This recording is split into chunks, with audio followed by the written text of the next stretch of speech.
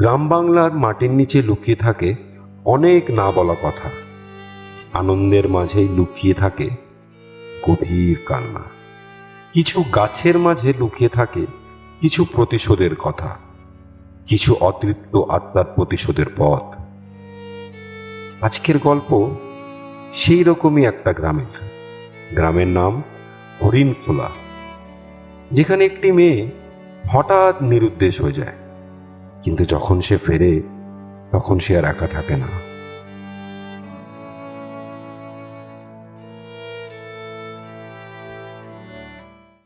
এই রুমা, রিমি, সন্ধে হয়ে গেছে।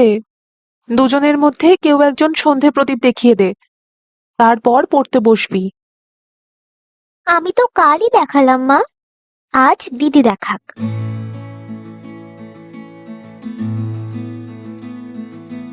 আমার আজ অনেক পড়া বাকি আছে। আর তাছাড়াও কাল দেখিয়েছিস তো কি হয়েছে? পড়া কি তোর শুধু একারই থাকে নাকি? সে আমি কিছু জানি না। আজ সন্ধ্যা প্রদীপ তুই দেখাবি। এই, তোরা দুজনে ঝগড়া করছিস কেন রে? তোদের সন্ধ্যা প্রদীপ দেখাতে বলেছিলাম, সেটাও করিসনি।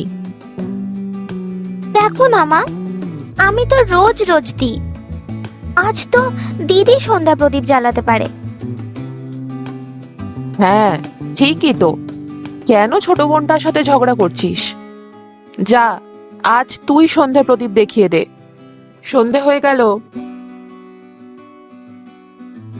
তুই সব সময় নিজের মতো চলিস রুমা, আর আমি সব সময় দোষী হই। তুইও তো কম যাস না দিদি, সারাক্ষণ আমার সাথে ঝগড়া করিস। কি বললি? আমি ঝগড়া করি? যা, চলে যা, এক্ষুনি এখান থেকে চলে যা। আমি তোর সাথে আর কোনো কথা বলতে চাই না। তুই কথা বলিস না বলিস আমার কিচ্ছু যায় আসে না, বুঝেছিস? আমিও তোর সাথে কথা বলতে চাই না।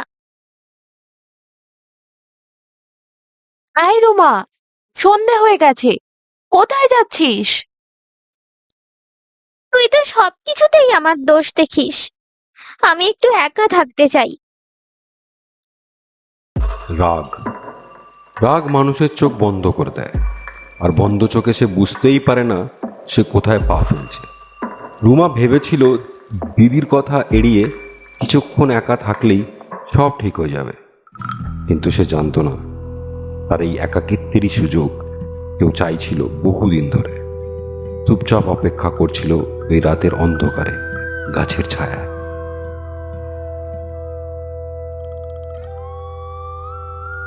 তুই এসেছিস? জানিস তো, ওরা আমাকে দাহ করেনি। আমি পৌঁছে গেছি এখানে। তুই আমাকে মুক্তি দে, মুক্তি দে। দেখ, দেখ না কেমন পচা গন্ধ বেরোচ্ছে আমার গা থেকে। দেখ দেখ দেখ। কে কে বলছে এসব?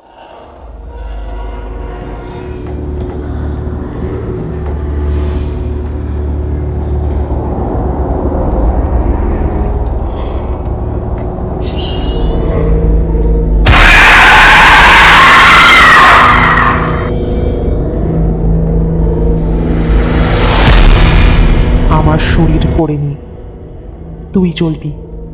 তোর মধ্যে দিয়েই আমি মুক্তি পাবো। তুই আমার আগুন।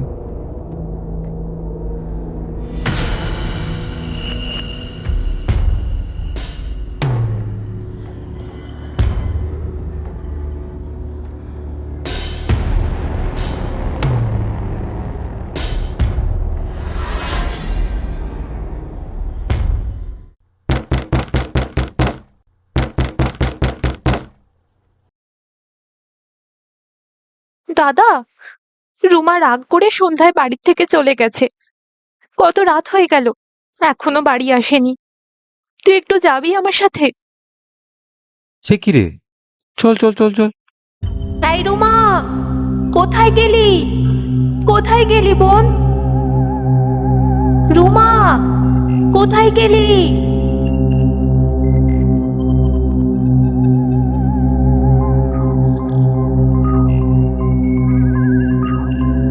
এই রুমা, তুই এই গাছের নিচে কি করছিস? কত খুঁজছি তোকে তখন থেকে। চল, বাড়ি চল।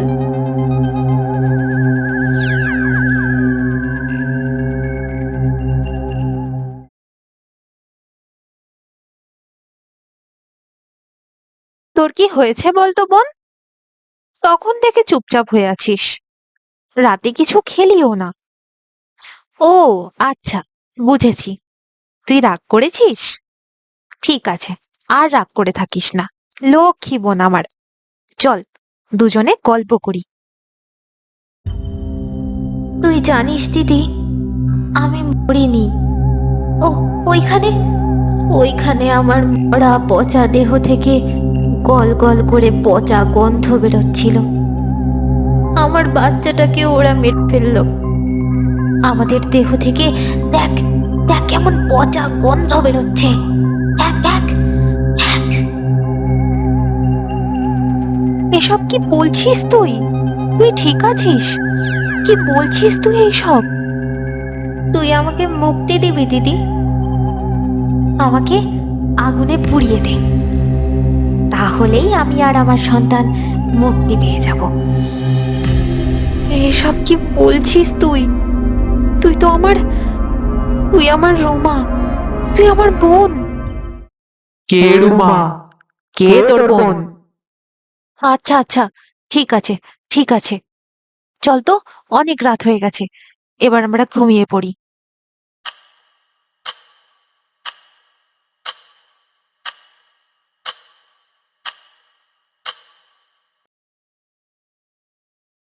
এই রুমা, রুমা, এত রাতে তুই জানালার ধারে কি করছিস? তুই ঘুমাসনি? কার সাথে কথা বলছিস? রুমা,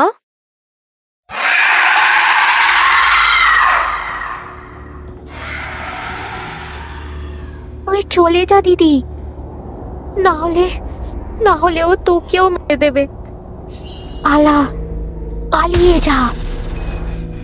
হ্যাঁ, এই রুমা, এই রুমা, কি সব উল্টোপাল্টা কথা বলছিস? কি হয়েছে তোর? দিদি, দিদি, আমার খুব ভয় করছে দিদি, আমাকে বাঁচা দিদি, আমার খুব ভয় করছে।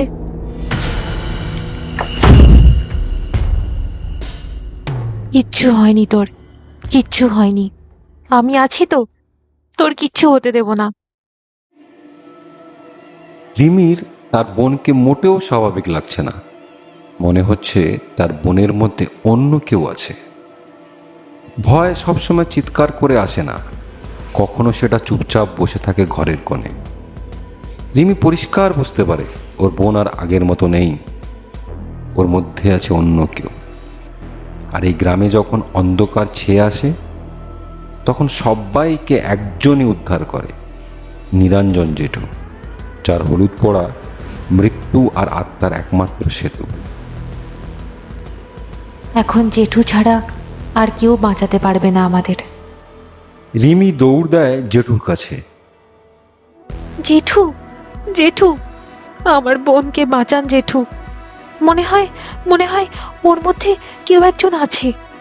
ও আমার বোন নয়, আমার বোনকে বাঁচান জেঠু।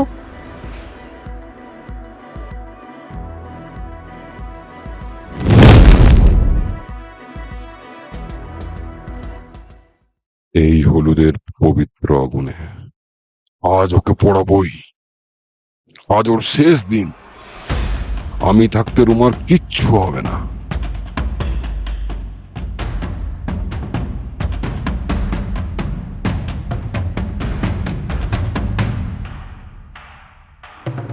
এই ঘরে শুধু রুমা না, একটা অতৃপ্ত আত্মা আছে যাকে দাহ করা হয়নি।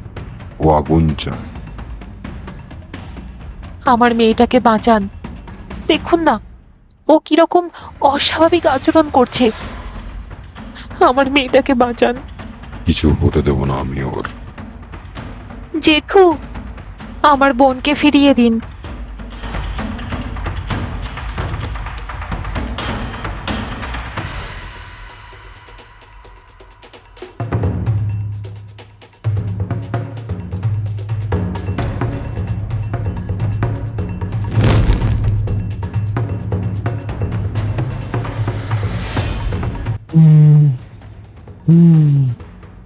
ছেড়ে দে আমাকে, ছেড়ে দে, না হলে কিন্তু আমি সবাইকে শেষ করব। ছেড়ে দে আমাকে, তুই চলে যা এখান থেকে, চলে যা। কি চাস? কি চাস তুই? যদি নিজের ভালো চাস তো বল। আমি প্রতিশোধ চাই, আমি আর আমার সন্তান মুক্তি চাই। এই নিরীহ মেয়েটাকে ধরেছিস কেন? বল। কতদিন ধরে একটা দেহ খুঁজছিলাম, অবশেষে একটা দেহ পেয়েছি। আমি ওদের শেষ করব। তারপর তারপর এই দেহ আগুনে পুড়িয়ে মুক্তি পাবো। এই কাজ আমি কখনোই তোকে করতে দেব না। তুই আমাকে ছেড়ে দে, তারপর দেখ আমার ক্ষমতা। দেব, আমি তোর মুক্তির ব্যবস্থা করব। তুই একে ছেড়ে দে। আমি ছাড়বো না। কতদিন পর আমি আমার প্রতিশোধের সুযোগ পেয়েছি, এমনি ছেড়ে দেবো? আচ্ছা, তাহলে ভালো কথায় কাজ হবে না দেখছি।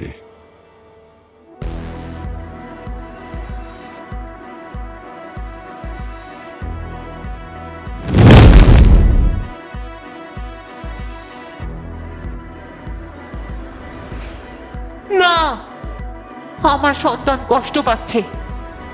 আমি ছাড়ছি, আমি ছাড়ছি। ছেড়ে দে আমাকে, ছেড়ে দে আমাকে।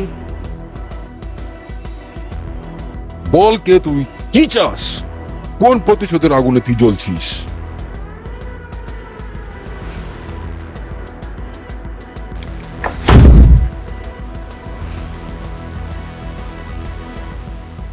আমি মৃণালিনী।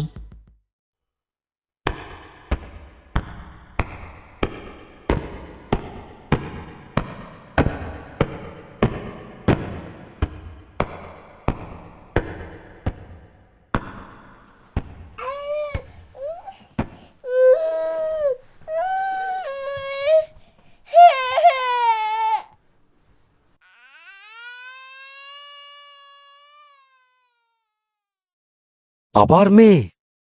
অভিশাপ নেমেছে ঘরে। এই নিয়ে পরপর 3টে সন্তানই মেয়ে। ও আমার সন্তান, ওইটুকু একটা নিরীহ শিশুকে মেরো না, মেরো না ওকে। আমি তোমার পায়ে পড়ছি। আমি গ্রামে মুখ দেখাবো কি করে? না, ওকে মেরো না, ওকে ছেড়ে দাও, আমার সন্তানকে মেরো না। এরও ওই হাল করব যেটা অন্যগুলোর সাথে করেছি। কন্যা সন্তান অভিশাপ কিছুতেই আমি মেনে নেব না। গ্রামের সকলে জানবে প্রতিবারের মতো এবারও তুই মৃত সন্তান জন্ম দিয়েছিস। না, এটা হতে পারে না। আমি আর সহ্য করব না। আমি গ্রামের সবাইকে বলবো তোমারই পৈশাচিক কাজের কথা। ছাড়বো না তোমাকে আমি। আচ্ছা, এই ব্যাপার। তাহলে তোর ওই অবস্থা করব যেটা তোর ওই বাচ্চাগুলোর সাথে করেছি। না, তুমি এটা করতে পারো না। দেখ তাহলে।